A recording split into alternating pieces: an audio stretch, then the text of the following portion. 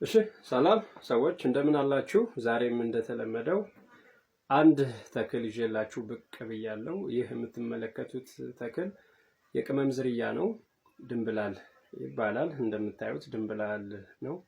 ድንብላል በሀገራችን ባህል ለምግብ ማጣፈጫነትና ለተለያዩ ቅመሞች ግብአት ነው የሚውለው። ከዛ አልፎ ግን ዛሬ እንዴት ለመድኃኒትነት ልንጠቀመው እንችላለን ለጤና መጠበቂያችን የሚለውን አሳያችኋለሁ። ድንብላል የሳምባ ምችን ማከም ይችላል። ይህ የሳምባ ምች ወይም የሳምባ ኢንፌክሽን ህፃናትን፣ እኛን፣ አዋቂዎችን፣ አዛውንቶችንም ሳይቀር ይለክፋል። በቀላሉ ግን በዚህ ተክል ልናክመው የምንችለው በሽታ ነው። እንዴት ልናክመው እንደምንችል አሳያችኋለሁ። አብራችሁኝ ቆዩ። ይህን የድንብላል ተክል በዚህ መልኩ በደንብ አድርጋችሁ አለማችሁ ትፈጩታላችሁ። የተፈጨውን ይሄንን የድንብላል ዱቄት በዚህ የስኳር ማንካ አንድ ትለካላችሁ።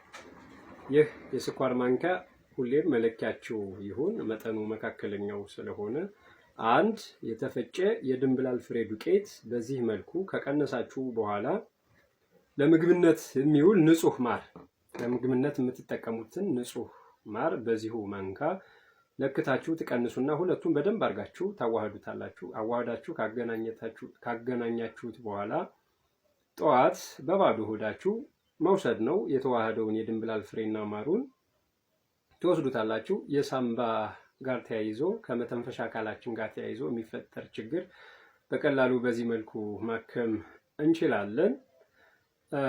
ድንብላል ዘርፈ ብዙ የጤና ጥቅሞች አሉት። ሰዎች እንደምን አደራችሁ?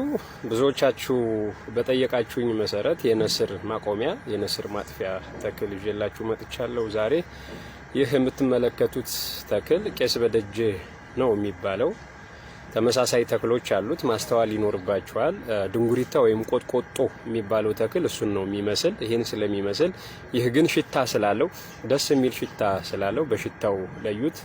ወይና ግፍትም ይመስላል፣ ግን ወይና ግፍት ደቃቃዎች ናቸው።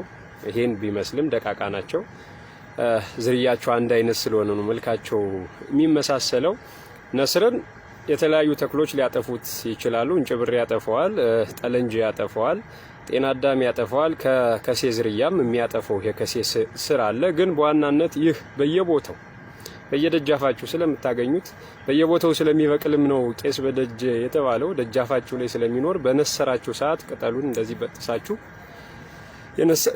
ደም በሚፈሰው አፍንጫችሁ ወስዳችሁ ማስቀመጥ ነው። ማሽተት ወዲያውኑ ነስሩን ያቆመዋል። ለዘለቄታውም ችግሩ እንዳይከሰት ማድረግ ይችላል። ይሄ ተክል ለዛሬ ያው ስር ነቀል የሆነ የነስር ማቆሚያ።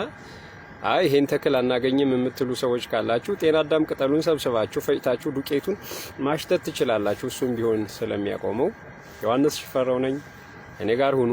የብዝሃ ሕይወትን ጥቅም ሀገራችን ያላትን ፕላንቶች በተለየ 700 መድኃኒተ እጽዋቶችን በግልጽ ስለማሳውቃችሁ አብራችሁኝ።